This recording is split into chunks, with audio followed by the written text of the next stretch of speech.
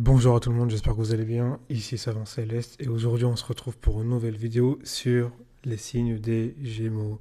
J'avais fait un petit tease dans la dernière vidéo où j'avais parlé justement des, du fameux secret du double visage, du jumeau maléfique.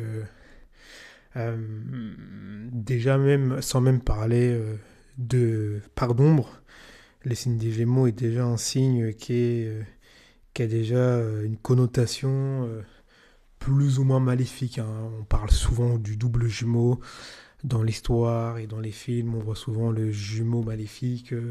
Euh, on voit toujours deux jumeaux. Enfin, on voit un jumeau. Enfin, on voit deux personnes qui sont des jumeaux. Et il y en a toujours un qui est plutôt l'ange et l'autre le diable. Donc c'est répandu que ça a été répandu de manière populaire que le signe des Gémeaux était déjà, si vous voulez, a déjà une petite connotation un peu ombrageux de base. Sans dire que c'est vraiment un signe ombrageux, hein, mais il a déjà une connotation populaire à ce niveau-là du fait qu'il a parfois peut-être deux visages. Mais là, on va vraiment rentrer dans le détail. On va commencer par l'introduction. Donc, comme je le disais, hein, les Gémeaux sont souvent perçus comme sociables, affûté, intelligent, plein d'esprit, ça vous connaissez déjà. Mais derrière, souvent, cette légèreté, il peut se cacher un double visage euh, qui est pas enfin que vous voulez pas forcément voir, ou en tout cas un double visage qui est vide de sens, hein, parce que le Gémeaux est le signe qui est contraire au Sagittaire. Jupiter est en exil dans ce signe, donc tout ce qui va être en rapport avec le sens des choses, le sens de la vie, euh, la compréhension, mais la compréhension, je dirais, philosophique, est totalement comment dire, en faiblesse dans ce signe-là. Donc c'est ce qui fait que c'est un des signes qui a le plus de facilité forcément à mentir, à voler, etc. Ça c'est normal. Petite tease juste avant Patreon. Si vous voulez explorer cette face cachée en profondeur, je vous invite à rejoindre l'espace interdit sur Patreon. Vous avez un essai. On va y arriver. Vous avez un essai de 7 jours. Voilà, donc je vous invite à jeter un coup d'œil et à voir si vous voulez aller plus loin. Donc on commence numéro 1 par l'analyse, hein, comme je fais toujours.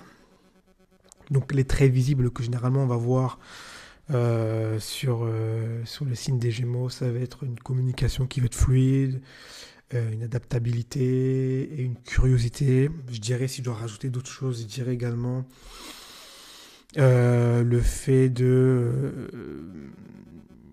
comprendre rapidement les choses, de passer d'un sujet à un autre, euh, d'être vraiment affûté intellectuellement, c'est-à-dire que vraiment il y a cette capacité de passer d'un sujet à un autre d'une manière très rapide, hein. Donc c'est des caractéristiques qui font partie, caractéristiques positives, hein, qui font partie des qualités même, je dirais, qui font partie du signe des Gémeaux. Maintenant, on va voir la face cachée, parce que c'est ça qui va nous intéresser. Quelles sont les faces cachées qu'on peut retrouver dans le signe des Gémeaux? Première face cachée, difficulté à montrer leur vraie profondeur. Clairement, c'est un des signes qui a le plus de mal à montrer sa profondeur. Il va toujours montrer quelque chose de très superficiel. Pourquoi? Parce que le fait d'être superficiel permet d'avoir une superficie énorme en fait, et donc de passer d'un sujet à un autre. Et c'est ce qui permet en fait au signe des Gémeaux de vraiment d'être rapide en fait, hein. Si à chaque fois on devait approfondir un sujet, on n'aurait pas fini. Donc, mais à contrario, ça lui donne forcément une difficulté à montrer sa vraie profondeur, et pour beaucoup de personnes, euh, la part d'ombre qui peut en découler, c'est qu'on peut penser que le signe des Gémeaux n'a pas de profondeur en fait. C'est ce qui peut arriver. Deuxième point, tendance à éviter les émotions intenses. Donc tout ce qui va être lourd, tout ce qui va être intense, tout ce qui va être lent, tout ce qui va ralentir, tout ce qui va être du domaine de Saturne un peu en fait, hein. le signe des Gémeaux, il va pas forcément beaucoup apprécier. C'est un des signes qui a le besoin de, c'est un des signes qui a le plus besoin de mobilité, de déplacement et de changement. Donc si à chaque fois vous le mettez de l'intensité, je dirais pas que ça va le faire fuir, mais en tout cas il va pas forcément apprécier. C'est un des signes les plus légers du zodiaque. Donc il lui faut vraiment cette capacité à pouvoir se déplacer et changer régulièrement. Troisièmement, changement d'avis constant. Et j'irais même plus loin. Généralement, ce changement d'avis constant, il découle en fait d'une instabilité intérieure. C'est parce que j'ai une instabilité intérieure, c'est parce qu'intérieurement, c'est dans tous les sens, ça va partout, hein, à un moment à gauche, à un moment à droite, à un moment en haut, à un moment en bas, que en fait, je peux commencer un projet, j'en fais un autre, je peux commencer quelque chose. Vous voyez, il y a quelque chose qui est du domaine du changement constant et en fait, il n'y a pas forcément de durée. Il n'y a pas forcément de durée ou en tout cas de convictions qui vont être vraiment fortes et puissantes. Et ça fait un peu girouette, forcément. Quatrièmement, la peur du silence et du vide. Ça, c'est les caractéristiques vraiment ombrageuses du signe des Gémeaux. C'est-à-dire que c'est un des signes qui a le plus de mal avec le silence et tout simplement la solitude, je dirais, le fait d'être dans une espèce de vide. Parce que s'il y a du vide, s'il y a du silence, forcément, on est pile en phase avec un peu son âme, un peu sa psyché philosophique, et forcément, ça donne de grandes frayeurs. Le Gémeaux a besoin de bouger constamment. Donc si vous lui mettez du silence ou du vide, ça va être très compliqué. Un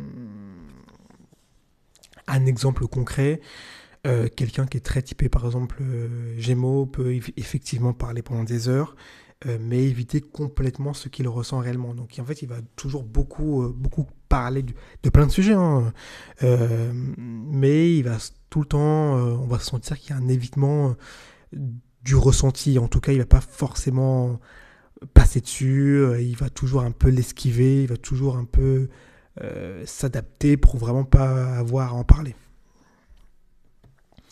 Introspection rapide, hein, comme d'habitude. Question simple, quand est-ce que vous avez évité une discussion importante en changeant de sujet? Ça, c'est vraiment pour les gens qui sont typés très Gémeaux. Ils vont se reconnaître dans ma question. Et deuxièmement, utilisez-vous l'humour ou la distraction pour éviter certaines émotions. Et ça, c'est un truc que j'ai beaucoup vu.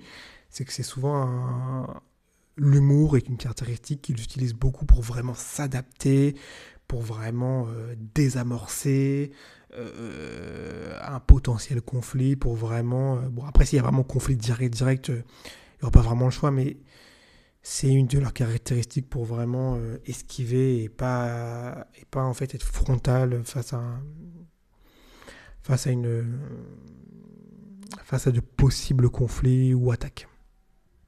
De toute façon, je vais vous dire, sur Patreon, vous allez trouver un exercice complet où j'ai moi-même fait ce travail-là d'introspection. Je l'ai fait notamment avec la planète Pluton, où vous pouvez voir vraiment en détail comment j'ai développé. Donc, je vous invite à aller jeter un coup d'œil.